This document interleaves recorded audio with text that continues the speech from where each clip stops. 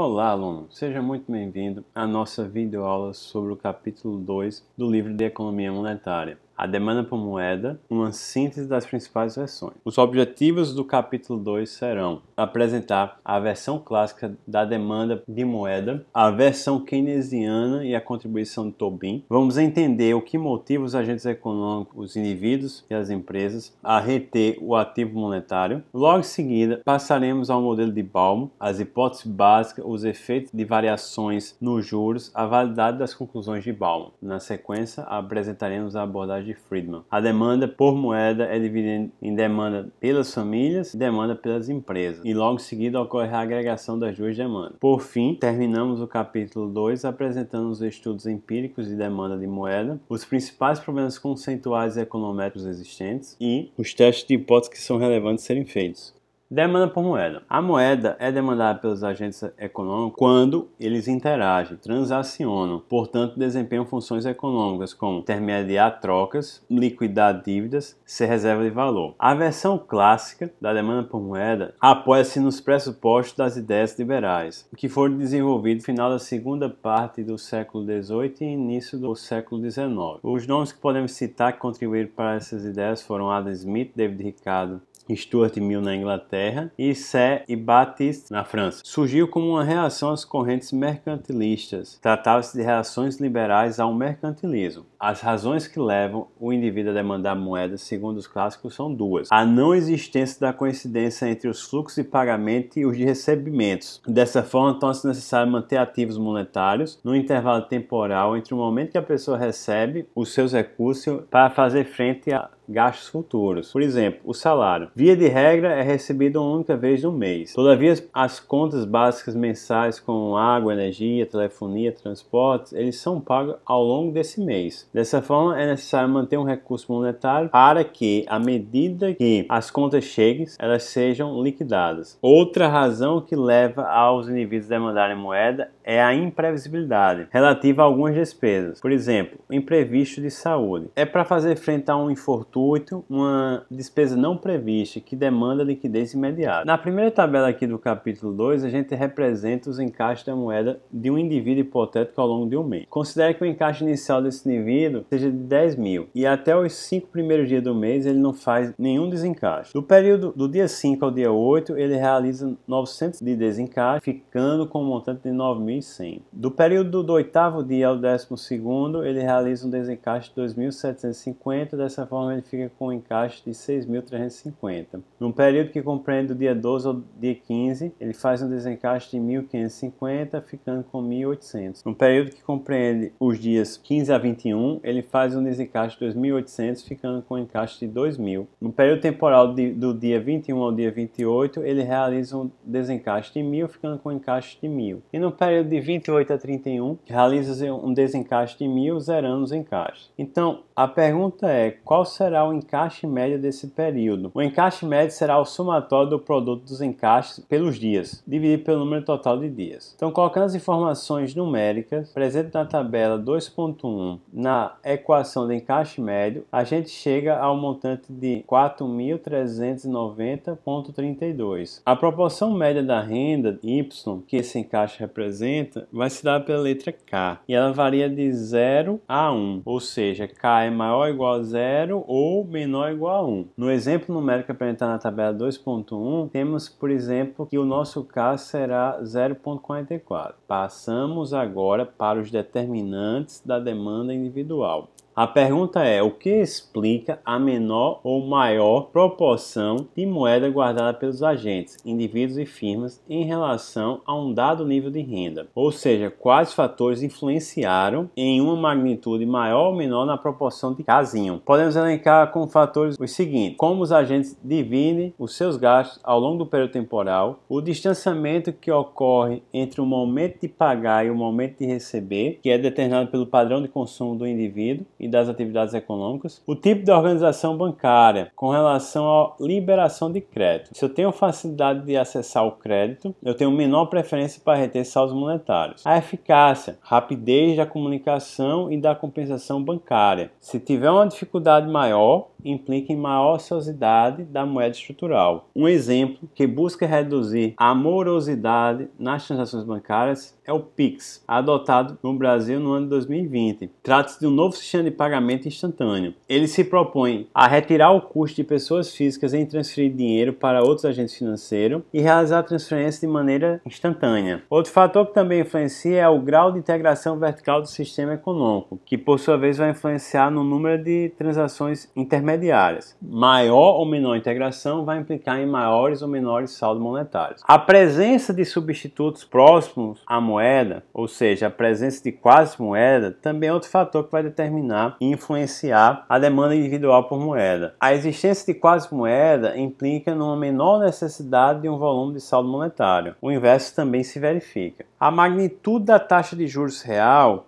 que corresponde ao custo de oportunidade em reter moeda, também vai influenciar na demanda do indivíduo por moeda, bem como o nível de inflação, que é a perda do poder de compra da moeda resultante da corrosão da capacidade de pagamento. Faz-se o destaque que quase todos esses fatores colocados aqui eles são determinados de maneira institucional, no curto prazo, em cenário de não inflação. Respaldando-se nesse contexto, os clássicos passaram a admitir que casinho, a proporção média da renda, é uma constante. Entendida a demanda individual por moeda, passando para o ponto seguinte do capítulo, a demanda agregada de moeda. O foco dos economistas clássicos da Escola de Cambridge era o indivíduo. Todavia, a necessidade do raciocínio macroeconômico levou à generalização do comportamento individual para o comportamento agregado. Assim, a demanda agregada de moeda irá expressar o volume global de moeda mantido pelos agentes. Assumindo as seguintes hipóteses: uma economia fechada, a renda nacional corresponde ao somatório das remunerações obtidas pelos fatores de produção no processo produtivo de bens e serviços, que são salários, representado por W, aluguéis por A, juros por J, lucros por B e remunerações mistas do trabalho e capital, representada por R. Matematicamente ficará L1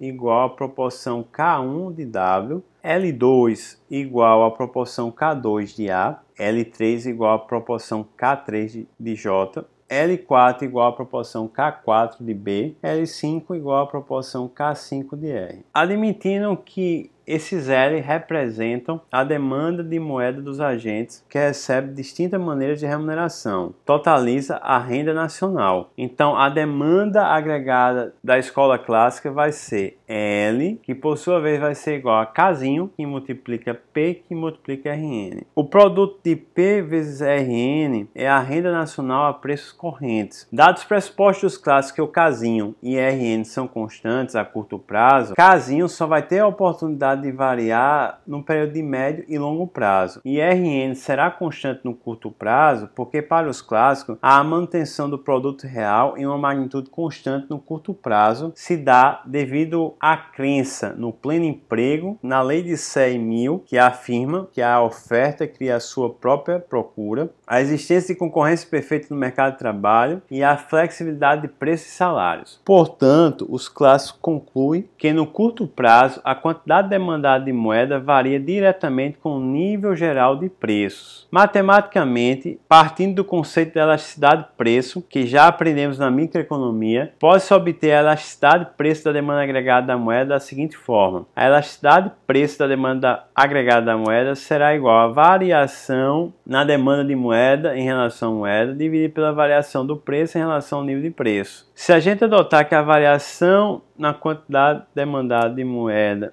e a variação no nível de preço, elas são infinitamente pequenas, posso dizer que a elasticidade do preço da demanda agregada da moeda será igual à variação da demanda agregada de moeda em relação à variação no nível de preço, dividido pela razão da quantidade demandada de moeda sobre o nível de preço. Dado que o pressuposto clássico que no curto prazo tanto o Kzinho quanto o Rn são constantes, eu vou ter que a variação da demanda agregada de moeda em relação à variação do nível de preço será igual a Kzinho que multiplica Rn. Dado que o L, que é a demanda agregada por moeda, é igual a Kzinho que multiplica P que multiplica Rn, eu posso dizer que a elasticidade de preço da demanda agregada será igual a, substituindo a variação da demanda agregada em relação à variação do nível nível de preço que está dividido por LP, eu vou ter o seguinte: no numerador, Kzinho que multiplica Rn dividido por K que multiplica P que multiplica Rn dividido por P. E isso tudo é igual a 1. Dessa forma, é possível provar que as modificações no quantitativo de moeda será proporcional às modificações dos preços. Vendo isso graficamente, temos que a demanda agregada de moeda, segundo a versão dos clássicos, a curto prazo a proporção K se mantém constante. Vendo isso graficamente, ou seja, vendo a demanda agregada de moeda segundo a versão clássica, temos que a curto prazo Kzinho se mantém constante. Sua alteração para mais, ou seja, um patamar K' ou para menos, um patamar K2', dependerá das alterações institucionais que só a prazo mais longo poderão ser manifestadas. Ele salienta que a inclinação será menor do que 45 graus, já que Kzinho é maior ou igual a 0 e menor ou igual a 1. As variações institucionais que podem provocar alterações na proporção de K, por exemplo, as que farão com que K mova-se em direção a K',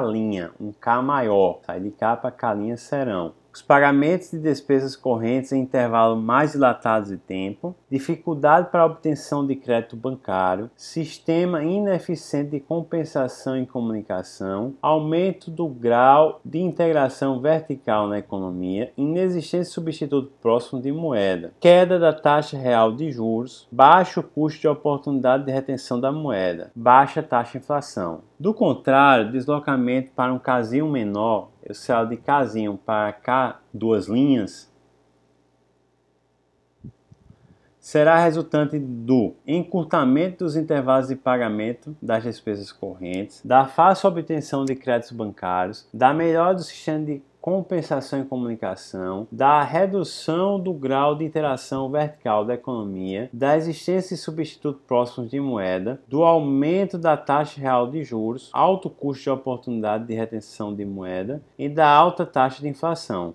Passando para o ponto seguinte, temos a interação da demanda e oferta. Para os clássicos, a oferta monetária será uma variável exógena, ou seja, ela é arbitrada pela autoridade monetária e não atua como agente econômico. Entender a interação demanda e oferta permitirá tornar mais evidente a conclusão sobre as relações entre a variação da quantidade de moeda e os preços. Existem três situações: quando a oferta de moeda for maior do que a demanda de moeda, quando a oferta de moeda for menor do que a demanda de moeda e quando a oferta monetária for igual à demanda monetária. Na primeira situação, quando a oferta de moeda é maior do que a demanda por moeda, eu tenho que os agentes estão com a maior quantidade de moeda do que desejariam estar. Nesse contexto, buscarão gastar com a aquisição de bens e serviços. Porém, dado que adota-se que a economia está em pleno emprego, inexistirá bens e serviços para serem comercializados. Portanto, teremos um aumento no nível de preço. Já no cenário que a oferta de moeda é menor do que a demanda por moeda, os agentes estão com a menor quantidade de moeda do que eles desejariam estar. Dessa forma, eles não vão poder gastar com bens e serviços. Será inviabilizado transações. Porém, dado o pleno emprego, nesse ponto aqui está errado. A colocação aqui está equivocada. Existem bens e serviços em uma quantidade maior do que se pode consumir, quando M, a oferta de moeda, for menor do que a demanda por moeda. Então, ocorrerá uma queda no nível de preço. Essa situação só é válida mediante os pressupostos clássicos. E na situação do equilíbrio, quando a oferta monetária é igual à demanda por moeda, o nível de preço não sofrerá alteração. A representação gráfica da interação demanda e oferta está no livro-texto de Lopes e Rossetto, na página 66, na figura 2.3. Passando para a versão keynesiana e logo em seguida teremos a contribuição de Tobin. Keynes ele revolucionou a teoria econômica ao apresentar em 1936 o livro Teoria Geral do Emprego, dos Juros e da Moeda, se contrapondo ao pensamento da teoria clássica. Keynes incorporou na modelagem a taxa de juros na hora de determinar a renda e a demanda por moeda. Os motivos que fazem os agentes demandarem moedas serão motivo transação, por ser um instrumento de troca e ocorrer a ausência de sincronismo entre pagamentos e recebimentos. Trata-se dos motivos renda, da necessidade de manter recursos para permitir pagamentos e de giros de negócio, que é a retenção de moeda para pagamento de fornecedores antes de realizar as vendas. O segundo motivo seria o motivo precaução, fazer frente às incertezas. É o mesmo princípio dos clássicos, fazer frente às despesas extraordinárias e incertas. E o terceiro motivo é o motivo especulação, adiciona, portanto, a incerteza. Varia de modo contínuo sob o efeito de uma alteração gradual na taxa de juros. Defende ser racional a manutenção de ativos monetários para serem satisfeitas as oportunidades especulativas, desde que tenham a crença em modificações favoráveis ao preço dos títulos e, dessa forma, a taxa de juros. A demanda de moeda na versão keynesiana pode ser expressa matematicamente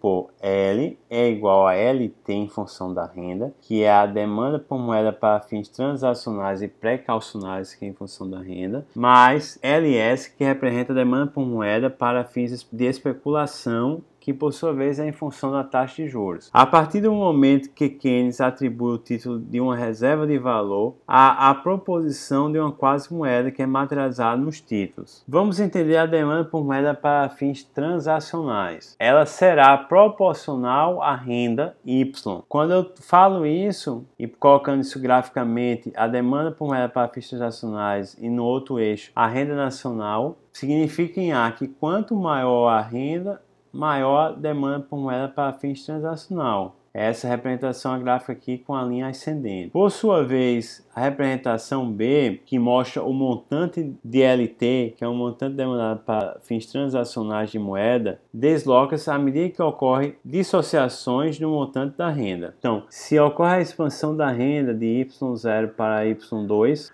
em B, percebemos que a demanda por moeda para fins transacionais independe da taxa de juros e ela se desloca para a direita ou para a esquerda de acordo com o movimento de aumento ou retração, respectivamente, do nível de renda. Tratando agora da demanda por moeda para especulação, a LS. LS ela é inversamente proporcional à taxa de juros. Temos uma relação inversa entre taxa de juros e preço de títulos. Aí, a partir da tabela 2.2, que mostra as relações entre preço de mercado e as correspondentes taxas de juros de um título de renda fixa, a gente consegue entender isso. Ele parte do pressuposto que o título tem valor de 100 mil e ele tem uma renda pré-fixada em 3% do valor nominal, ou seja, 3 mil reais. Se o movimento do preço do título for de expansão, esses 3 mil reais de remuneração fixa mensal irá representar em termos percentuais da taxa de juros um percentual menor. Então, aumento do preço do título implica em redução da taxa de juros. Por sua vez, se ocorre uma redução do preço do título, há uma expansão da taxa de juros. O preço do título vai ser igual a o valor atual, que por sua vez vai ser a razão do rendimento fixo do título dividido pela taxa de juros. Então, dado que o preço do título vai ser igual ao rendimento fixo do título dividido pela taxa de juros, eu posso expressar a taxa de juros isolando na igualdade de cima. Portanto, a taxa de juros poderá ser expressa pela razão entre o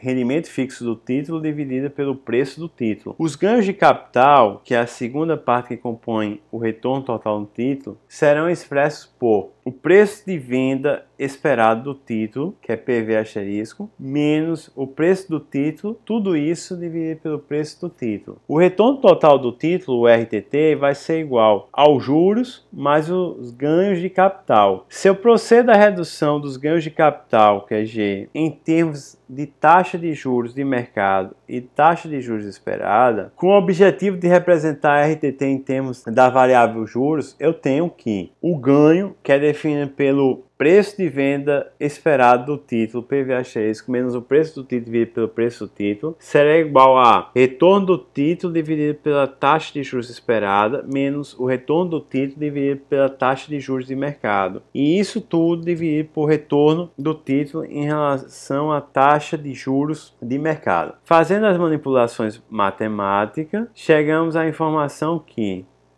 os ganhos será igual à razão retorno do título dividido pela taxa de juros esperada no numerador, e isso por sua vez está dividido por retorno do título dividido pela taxa de juros de mercado, e tudo isso subtraído de menos 1. Dessa forma, simplificando, teremos que ganhos será expresso pela razão da taxa de juros do mercado dividido pela taxa de juros esperada, menos 1. E por sua vez, o retorno total do título será igual à taxa de juros mais a razão que está representando ganhos, que é a taxa de juros do mercado dividido pela taxa de juros esperada. Isso subtraído de menos 1. A gente tem que notar que se a taxa de juros esperada for maior que a taxa de juros do mercado, vai implicar que o retorno total do título é menor do que zero. Então, portanto, ter-se-á preferência por reter saldos monetários. Já por sua vez, se a taxa de juros esperada for menor do que a taxa de juros praticada no mercado, eu terei que o retorno total do título vai ser maior que zero. Eu tenho preferência por reter títulos. Se por sua vez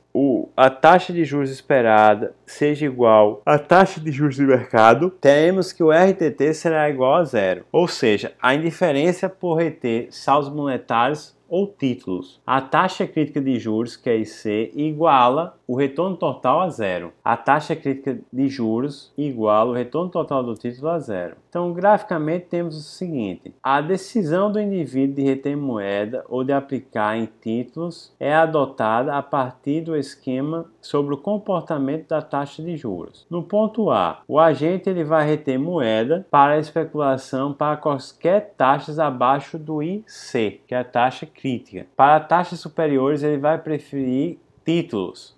No ponto descontínuo dessa função, o agente será indiferente quanto à decisão de riqueza. Em B, está mostrando que cada indivíduo tem a sua taxa crítica. Dessa forma, a distribuição vai tender a uma curva normal e os valores da taxa crítica tendem a se concentrar em torno de um valor médio, que é o IC, que é a taxa de juros crítica da economia.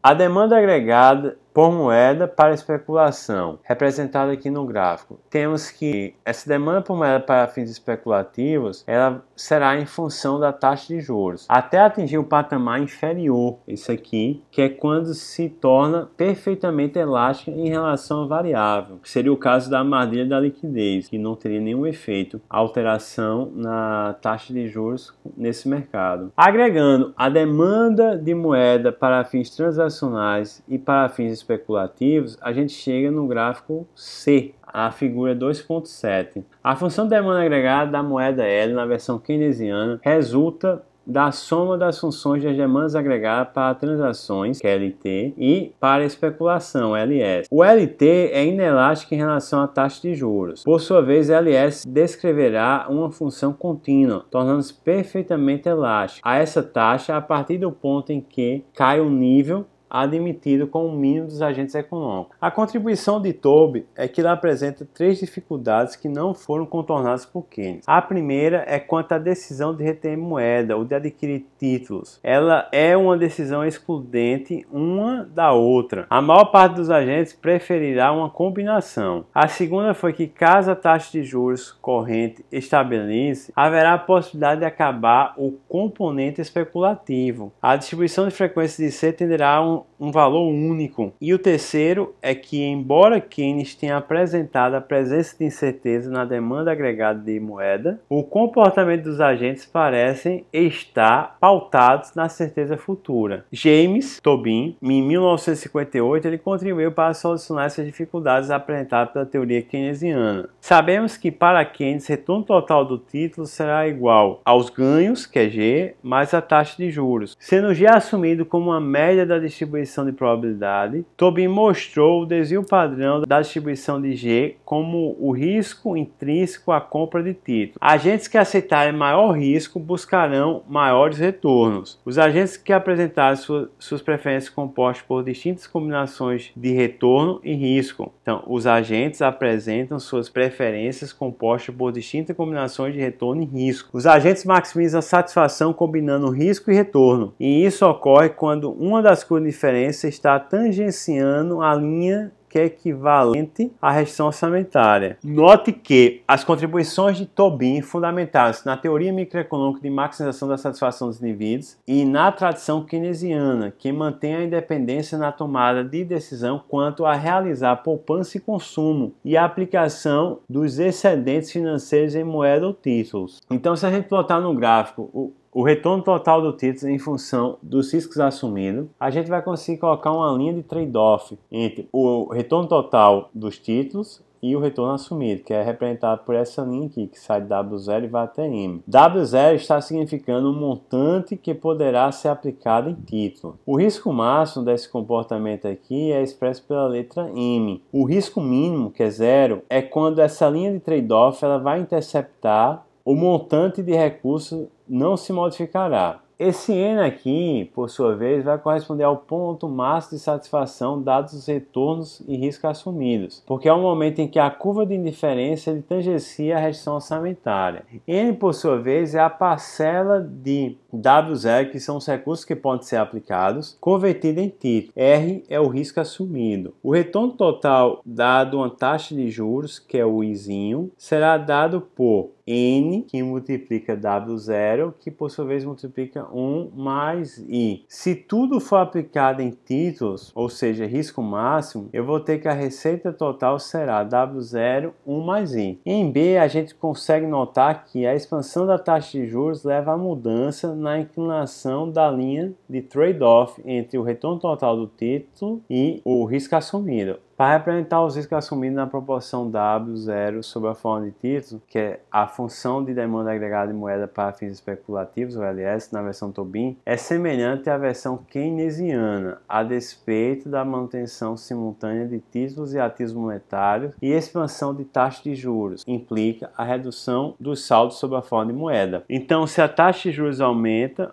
o risco assumido vai ser maior. Dessa forma, a demanda por recursos monetários na forma de moeda tenderá a diminuir. O modelo de Baum, as hipóteses e a realidade. Baum ele apresentou em 1952 uma modelagem alternativa à versão keynesiana. Todavia, ele abstraiu as demandas de moeda para fins de especulação e a demanda ativa para fins de transações foi sintetizada a uma função inversa da taxa de juros. As hipóteses básicas de Baum são: o saldo de moeda corrente constitui em estoque de instrumento de troca, que é semelhante ao estoque de mercadorias quanto ao manejo e administração. Portanto, o objetivo é buscar reduzir a ociosidade. Manter estoques de moeda irá implicar em custos de oportunidades que não são desprezíveis, ou seja, vai procurar se minimizar os custos de oportunidade ou maximizar os ganhos. Então, portanto, eu tenho o seguinte, que definindo as necessidades transacionais para um período T, dado uma taxa corrente de juros, calcula-se os custos de manipular os saldos ociosos. Dado a racionalidade dos agentes, busca-se deter estoque monetário mínimo. Então, compreendendo o modelo de Baum a partir de um exemplo numérico, ele coloca aí que os juros é 3% no período T, o agente econômico ele é racional, o estoque inicial para fins de transação é 100 mil, o custo de oportunidade ele pode ser total se o agente optar por não aplicar nada ao longo do tempo, e ele pode ser minimizado à medida que o agente divide em lotes para maximizar os ganhos financeiros. O agente sabe prever com segurança as suas transações e dividi-las de maneira igualitária, em fluxos constantes ao longo do tempo T. É capaz também de estimar, calcular os custos que ocorrem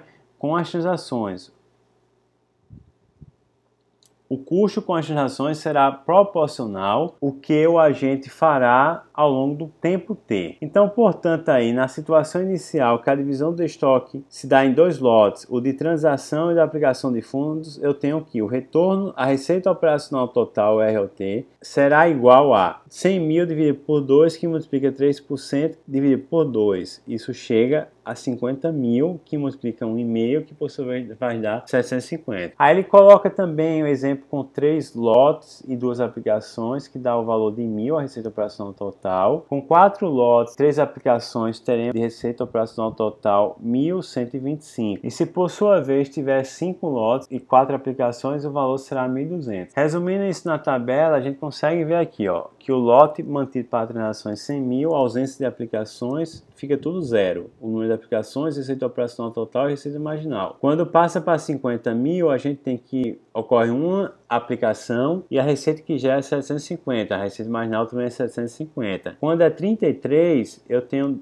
2 aplicações e tenho que a receita operacional total seja 1.000. E por sua vez, se for 20.000, eu tenho que os lotes aplicados em títulos de 1 a 80.000, de 1 a 60.000, de 1 a 40.000, de 1 a 20.000. Portanto, dá 4 aplicações, 1.200 de receita operacional e receita marginal 75. Então, portanto, aumentar a quantidade de lotes em que se divide o estoque inicial de moeda irá implicar em elevar o retorno operacional total dado os juros obtidos. Note que o retorno operacional total tem taxa de crescimento decrescente. Receita marginal, que é o acréscimo de receita, diminui com o aumento no número de transações. O volume de moeda retido cai quando aumenta-se a quantidade de transações. Eleva-se a quantidade de lotes que o estoque inicial é dividido, dado que uma maior parcela é aplicada. Então, a atividade do agente racional para quando a receita marginal for igual aos custos de corretagem.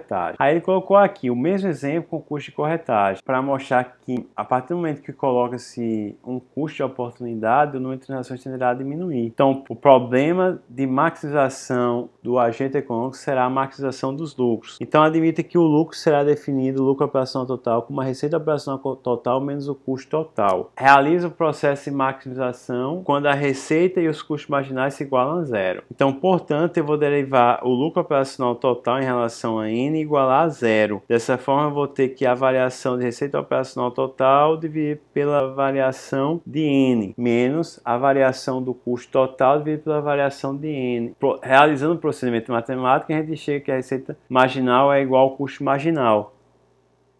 Graficamente temos que aqui, ó, no ponto que a curva de receita marginal ela é interceptada pela curva de receita marginal, temos o número de transações que maximiza o resultado operacional bruto. Os efeitos de variação nos juros. Considerar tudo ou mais constante, ceteris paribus, o aumento da taxa de juros levará a um acréscimo da receita total e da receita marginal para um mesmo quantitativo de aplicações em título. As funções das receitas total e marginal deslocam-se integralmente. Se a taxa de juros aumenta, ela deslocar-se-á para a direita. A maximização do lucro operacional total ocorrerá com o maior número de transações ou maior subdivisões do estoque inicial de moeda. Então tá aqui a representação que falou lá. Ela se desloca completamente para a direita quando ocorre a mudança do nível da taxa de juros. Então dessa forma, Baum conclui que o volume da demanda de moeda para a transação responde à taxa de juros. Dessa forma, aumento de taxa de juros vai levar a uma queda total na demanda por moeda para fins transacionais. E isso contrapõe-se ao que foi colocado pelos clássicos e os keynesianos, que defendia que a demanda de moeda para fins transacionais dependia apenas de modificações no nível de renda monetária ou de mudança de natureza institucional. Então eu posso afirmar que a demanda por moeda para a transação será igual a uma função que é em relação ao nível de renda e da taxa de juros. Ela varia positivamente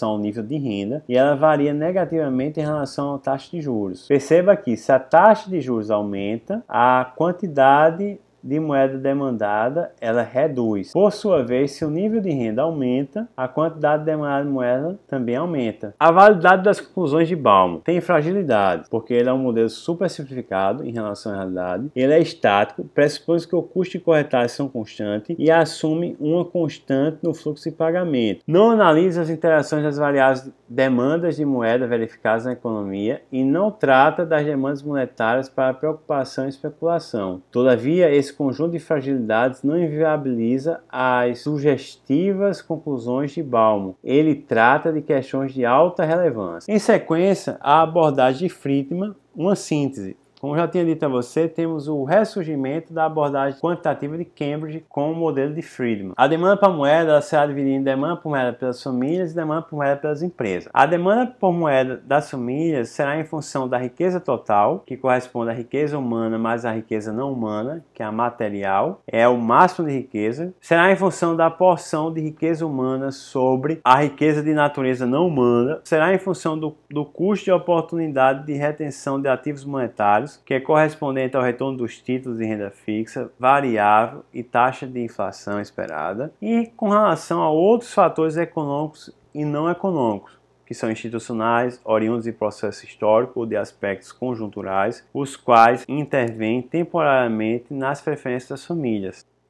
Então, com relação à riqueza total, a riqueza total é igual à restrição orçamentária das famílias. A riqueza total, por sua vez, ela se divide em riqueza humana e riqueza não humana. A riqueza humana corresponde ao valor atual das rendas futuras geradas pelo capital humano. Com relação à riqueza não humana, é a material. Temos moeda, títulos de renda variável, títulos de renda fixa e bens físicos, que são os imóveis e outros ativos materiais. Então, a riqueza total será igual à restrição orçamentária das famílias, com sua declividade sendo definida pelo preço relativo estabelecido entre a moeda e outras maneiras alternativas de riqueza. Note que, dado uma curva de indiferença I entre a moeda, LF, a demanda por moeda, e outras formas alternativas de riqueza, quer dizer, a expansão da riqueza total elevará não apenas as possibilidades de aquisição de Z, como também de retenção da demanda por moeda pelas famílias. Em A, a gente tem um modelo genérico que envolve a decisão das famílias, e por sua vez, em B, a gente tem aí as evidências dos efeitos da variação do nível de riqueza total. Se aumenta a riqueza total, que é esses Ws aqui, que está indo da esquerda para a direita, significa dizer que eu vou conseguir tangenciar curvas de indiferença mais altas. E nesse momento aqui eu tenho uma maior demanda por trabalho. Então, matematicamente, eu posso dizer que a demanda por moeda das famílias, ela está em função da riqueza total que é representada por W. Sendo a moeda um bem normal, o efeito renda é positivo sobre a demanda. Logo, a variação da demanda das famílias em relação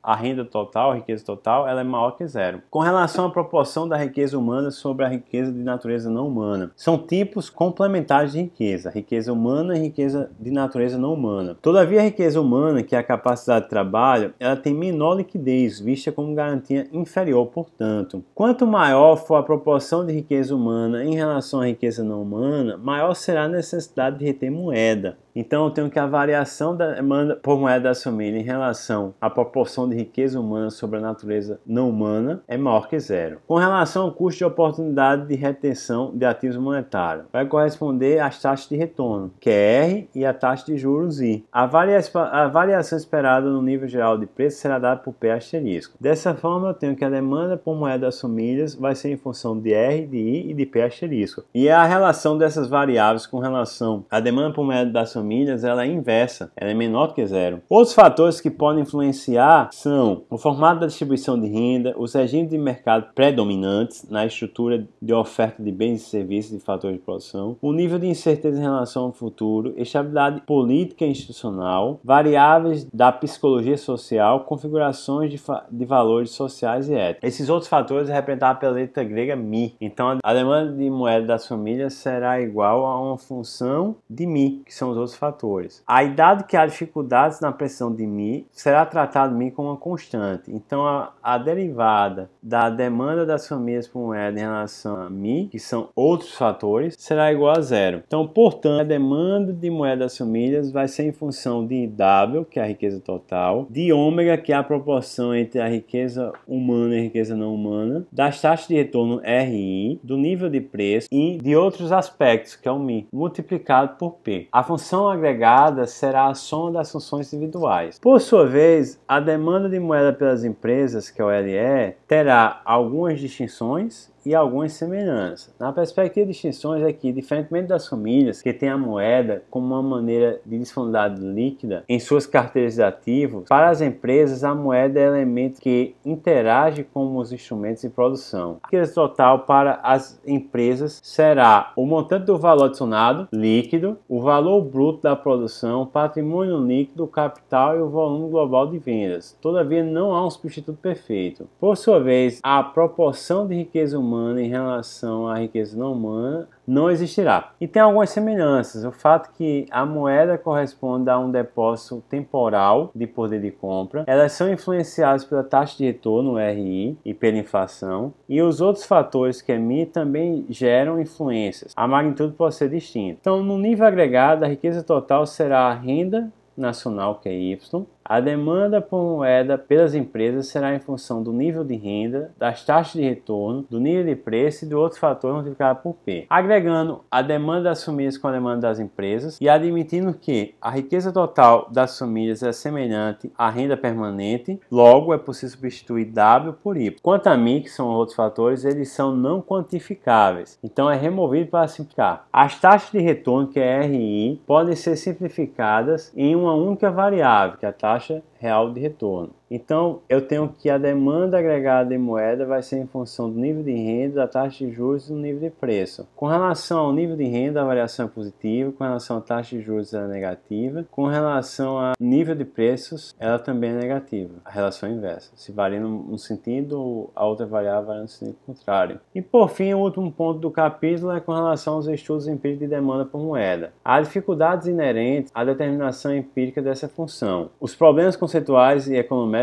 eles giram em torno da pergunta se a moeda seria formada somente por meios de pagamentos convencionais ou se deveria ser considerado demais ativos financeiros que possam ser reserva de valor. Há dificuldades para padronizar a definição de riqueza e quanto à taxa de juros, qual taxa considerar? Curto prazo, médio prazo, longo prazo? Então, passando por um ponto, a gente tem o seguinte, com relação aos testes de hipótese relevante. A lógica que é modelada não necessariamente ela anda junto com a realidade. Dessa forma, resta aos pesquisadores procederem os testes das suposições, cada uma das versões alternativas da demanda para a moeda. Então, dessa forma, resta aos autores realizar versões alternativas da demanda por moeda. No livro da página 109 e 110, há um conjunto de hipóteses para ser testada. A gente pode citar que a função de demanda de moeda estável, qual a melhor definição de moeda para estimações empíricas. Então, dessa forma, terminamos o assunto do capítulo 2. A gente pode passar pela demanda clássica, pela demanda keynesiana. Podemos entender a abordagem de Baum e a abordagem de Friedman. Portanto, a gente pode aprender a versão clássica da demanda por moeda, a versão keynesiana, a contribuição de Tobin, o modelo de Baum, a abordagem de Friedman e os estudos empíricos da demanda por moeda. Sugiro uma leitura do capítulo 2, a realização das atividades e a leitura dos capítulos subsequentes, 3 e 4.